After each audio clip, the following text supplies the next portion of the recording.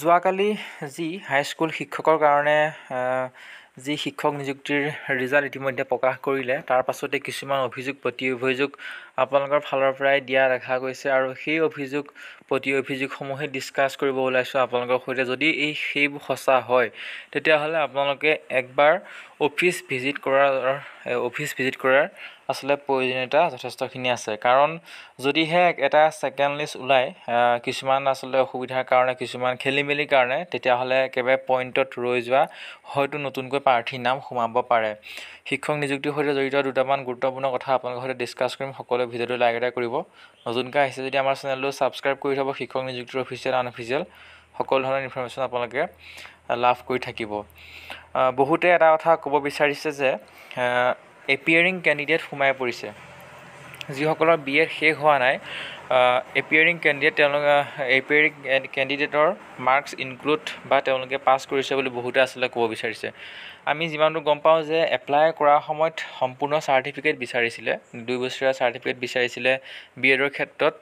আৰু তাৰ পাছতো কিন্তু বহুতো প্ৰাৰ্থীয়ে অভিযোগ এটা দিছে, বহুতো কমেণ্ট পোৱা গৈছে বা মেছেজ পোৱা গৈছে হোৱাটছএপত যে এপিয়াৰিং প্ৰাৰ্থীয়ে কি কৰিছে যে তেওঁলোকৰ পোষ্ট ব্লক কৰি ৰাখিছে। তেওঁলোকৰ চাৰ্টিফিকেট নথকাৰ পাছতো পাছ কৰাৰ বহুত আচলতে খবৰ তেওঁলোকে লাভ কৰিছে। যদি সঁচাকৈ এপিয়াৰিং প্ৰাৰ্থীসকলে চাকৰি পাছ কৰিছে তেতিয়াহ'লে তেওঁলোকক আচলতে আঁতৰাই নতুনকৈ যিসকল প্ৰাৰ্থী আচলতে অন্তৰ্ভুক্ত হ'বলগীয়া আছে বা পইণ্টত ৰৈ গৈছে তেওঁলোকক অন্তৰ্ভুক্ত কৰিব লাগে বুলি আমাৰ ফালৰ পৰা আচলতে আমি আচলতে প্ৰকাশ কৰিছোঁ সেই কথাটো।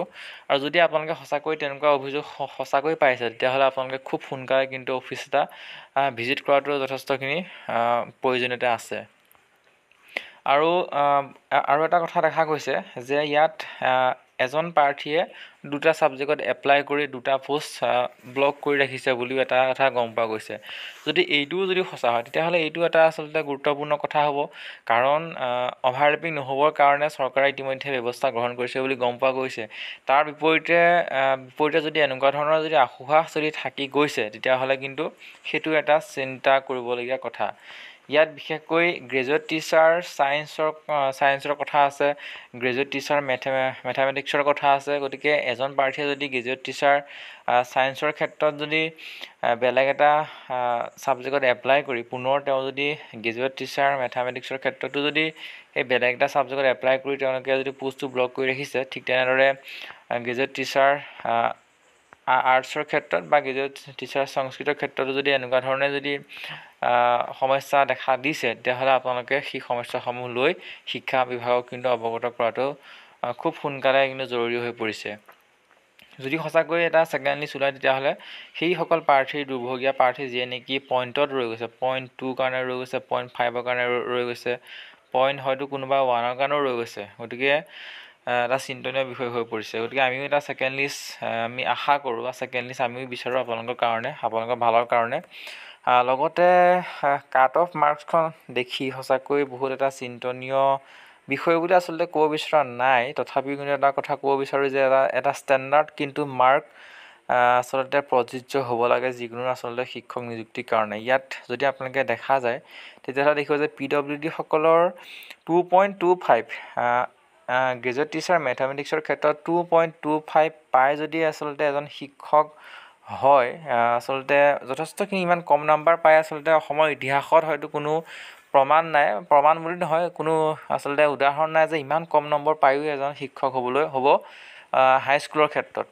ঠিক তেনেদৰে আপোনালোকে ইয়াত দেখিবলৈ পাইছে 10.11.50 26.25 ইমান কম নম্বৰটো আচলতে চাকৰি লাভ কৰিছে কেটেগৰীত, তেওঁলোকে বিশেষকৈ কেটেগৰীৰ ক্ষেত্ৰত লাভ কৰিছে।